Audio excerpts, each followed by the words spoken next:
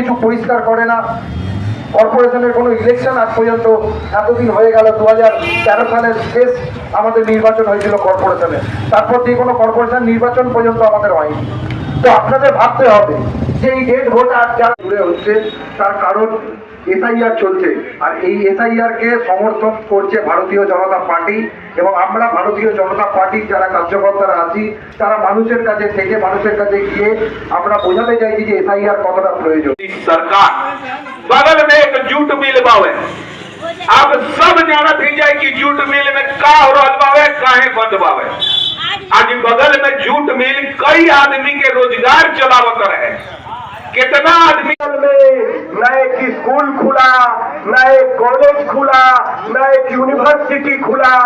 Howrah corporation का budget है 500 करोड़ रुपया, साल का बिल्डिंग टैक्स से दुकान কি হবে তা বলি, ইলেকশন কমিশন একদম বন্দুক নিয়ে রেডি আছে, এমন ফায়ার করবে আপনারা কিন্তু 50টা আসনও পার করতে পারবেন না। অনেক খেলা খেলেছেন আপনারা। 70 বছর বয়সে 100 কেজি ওজন, তার আবার 35 বছরে একটা আবার কচি গার্লফ্রেন্ড জুটিয়েছিল, তার খাটের তলায় লাখ লাখ টাকা। ওরে বাপরে বাপ, বিরাট টাকা। কম্পিউটার হাবটা উঠে গেল বেঙ্গালুরুতে, পুনেতে, যার ফলে আমাদের শিক্ষিত ছেলে মেয়েদের ভিন রাজ্যে পাড়ি দিতে হচ্ছে। এই রাজ্যে এই সিপিএম ধর্মটা তোমার রটিয়ে দিয়েছে যে বিজেপি নাকি বহিরাগত দল, বিজেপি নাকি উত্তরপ্রদেশের দল, বিহারের দল।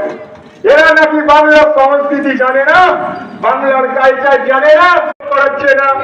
এরা তো বিজেপির সঙ্গে পরে লড়াই করবে। এই টিএমসি যদি কাউন্সিলর ভোট করায়, এদের একই ওয়ার্ডে 5-5টা করে গোষ্ঠী, নিজেদের মধ্যে এরা মারামারি করে মরে যাবে। বিজেপি তো পরে আছে, শিল্প হবে, চাকরি হবে, মেয়েদের সুরক্ষা হবে, আমাদের হাওড়া রাস্তাঘাটের উন্নতি হবে। এই জন্য মানুষ এই টিএমসি সরকারকে নিয়ে এসেছিল।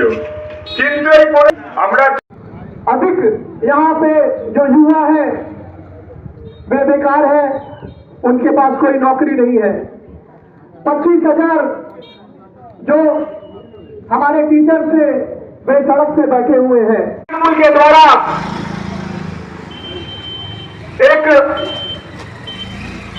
पश्चिम बंगाल को क्रिमिनलाइजेशन किया जा रहा है, उसे रोकने के लिए भारतीय